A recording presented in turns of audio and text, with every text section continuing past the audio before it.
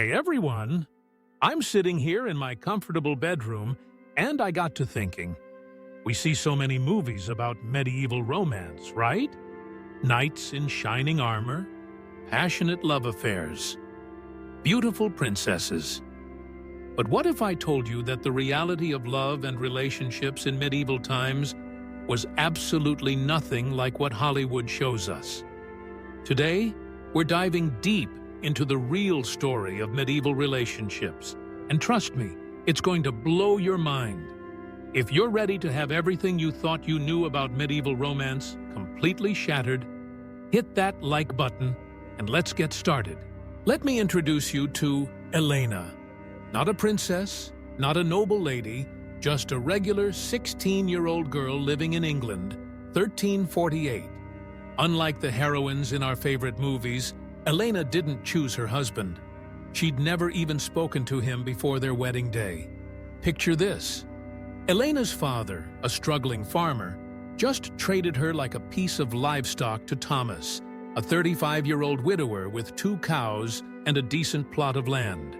No dating, no courtship, no getting to know each other. Just a business transaction that would determine the rest of her life. But here's the part that really gets me. And this is where it gets dark, folks. Elena's wedding night wasn't private. Can you imagine? The entire village literally stood outside their door, waiting to hear proof that the marriage had been completed. They wouldn't leave until they heard Elena cry out in pain. That was considered legal evidence that the marriage was valid. Personal commentary. This absolutely breaks my heart, you guys. We're talking about children because that's what they were, being thrust into adult situations with zero preparation, zero choice, and zero privacy. It makes me incredibly grateful for the freedoms we have today. Now here's where things get even more bizarre. The medieval church didn't just control what happened in the public square. They controlled what happened in the bedroom. And I mean controlled. The church literally created a calendar of when married couples were allowed to be intimate. No sex on Wednesdays, Fridays, or Sundays. No sex during Lent, Advent, or any religious holiday. No sex while the woman was pregnant, nursing, or menstruating. When you add it all up, couples were allowed to be intimate maybe 50 days out of the entire year. But wait, it gets worse.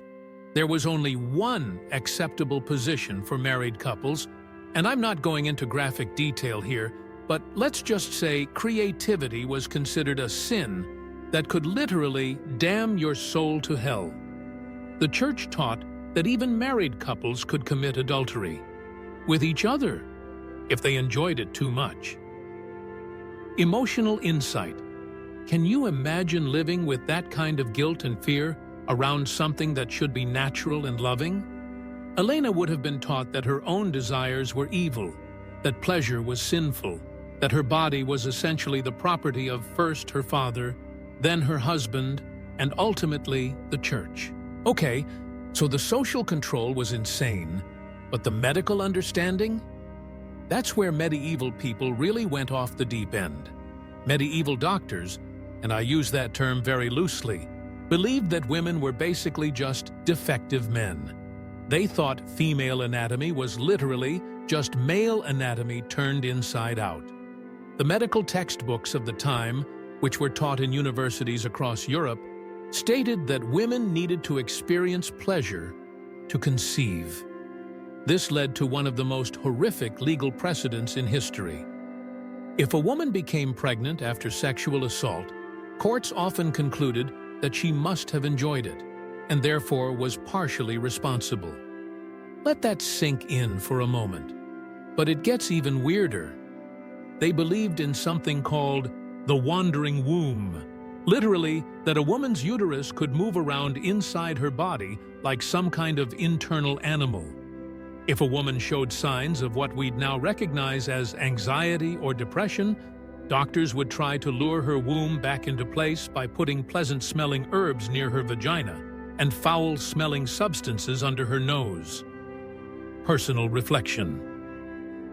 As someone living in 2025, learning about this stuff makes me realize how far we've come, but also how much damage these beliefs did to generations of women.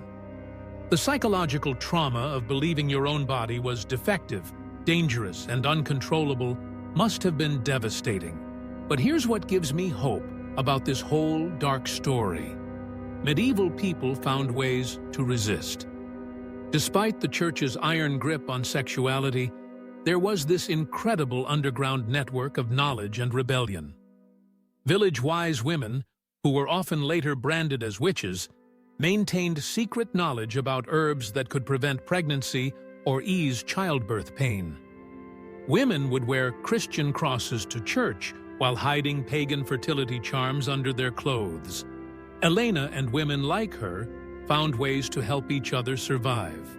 They shared whispered advice about how to make arranged marriages more bearable, how to protect themselves during dangerous childbirths, and how to maintain some small sense of personal agency in a world determined to strip it away.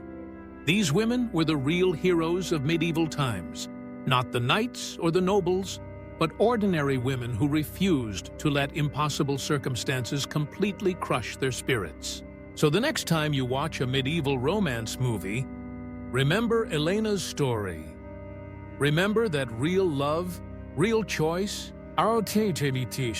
and real sexual freedom are relatively recent human achievements that countless people fought and suffered for. The medieval period teaches us that the freedoms we take for granted today, the right to choose our partners, to have privacy in our relationships, to make decisions about our own bodies, these aren't just nice privileges. They're fundamental human rights that previous generations could only dream of. Elena's world was harsh, controlled, and often brutal. But her story also shows us the incredible resilience of the human spirit and the universal desire for love, connection, and personal freedom. What do you think?